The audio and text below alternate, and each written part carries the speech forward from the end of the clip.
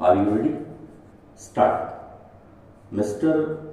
Chairman Sir, the President in his address has referred to the various activities of the central government aiming at making Indian economy more self-reliant. He has referred to the third five-year plan as the most critical period in the national development of our country. He has expressed satisfaction that the work on the third plan, with its longer perspective and bigger targets, is making good progress. Sir, everybody will welcome a bigger plan undoubtedly, but in this connection I would only refer to the review that has been published by the Planning Commission recently about the working of the plan during the last 3 years and the prospects for the rest of the plan period. Anybody who has perused this would naturally be anxious to know how this plan is going to be financed. There ought to be some light thrown on it. I will not go into the details. It has been stated there that the outlay of rupees 4,500 crores may be raised with difficulty, but while making this calculation, the extra expenditure that may be incurred on account of the defense requirements and the emoluments to be paid to the central government employees as the result of the acceptance of some of the recommendations of the pay commission and also on account of the recommendations that are under consideration by the government have not been taken into consideration. Bearing all this, they have said that with difficulty rupees 4,500 crores may be raised. It is undoubtedly true that we have been able to achieve within the last 8 years much more than what any other country could have achieved within such a short period. There is no doubt about it, and I am also certain that with the power projects yet to work, with the undertakings in the public sector yet to produce results, the benefits of the plan will be realized more and more.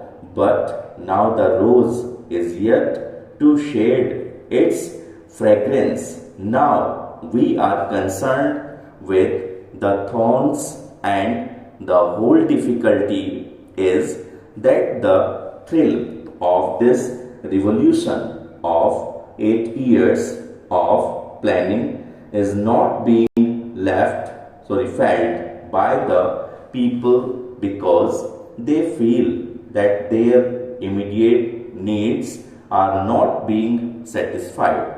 I would in this connection refer to the analysis that is given in the review published by the Planning Commission. In this connection, I would refer to the recommendation of the National Development Council that was made as early as May 1958. They suggested that the state should take over the wholesale trade in food grains and should work out a scheme for state trading. May I know that steps have been taken during the last 1.5 years to draw up a scheme and implement it, sir. The same old story continues. There is no scheme worth the name. There is no apparatus for state trading, and food grains continue to be imported, and their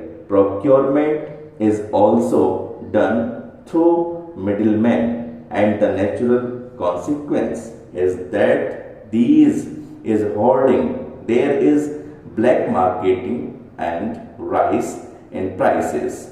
Added to this, some confusion has been created by the creation of food zones.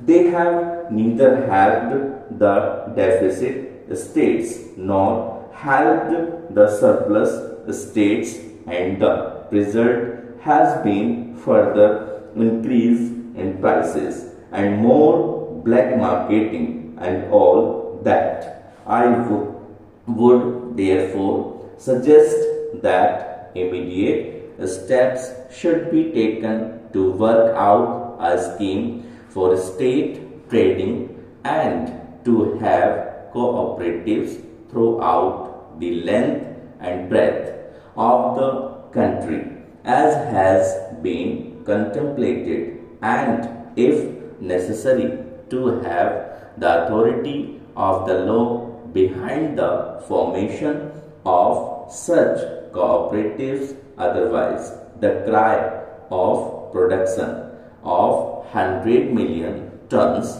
of food grains by the end of 1966-67 will always remain a far cry. Now, I would only passingly make one or two references to the state from which I come, that is Orissa. The President has referred in his address to the all-round development of railways. So far as my state is concerned, people feel just the reverse.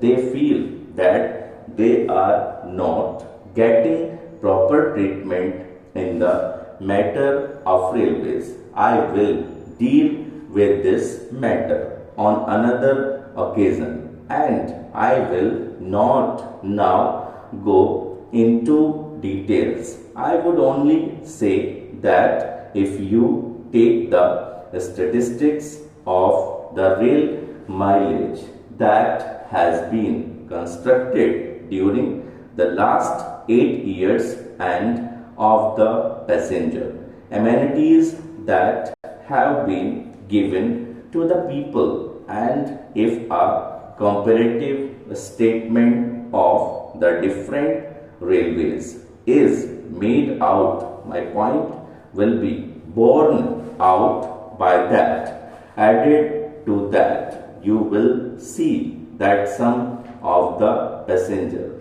train services have been discontinued, much to the annoyance of the people. Sir, there is no local train running anywhere in such a big state, and there is no passenger train running anywhere in the state during the night. The mail and the express trains are all meant for long distance passengers. Stop.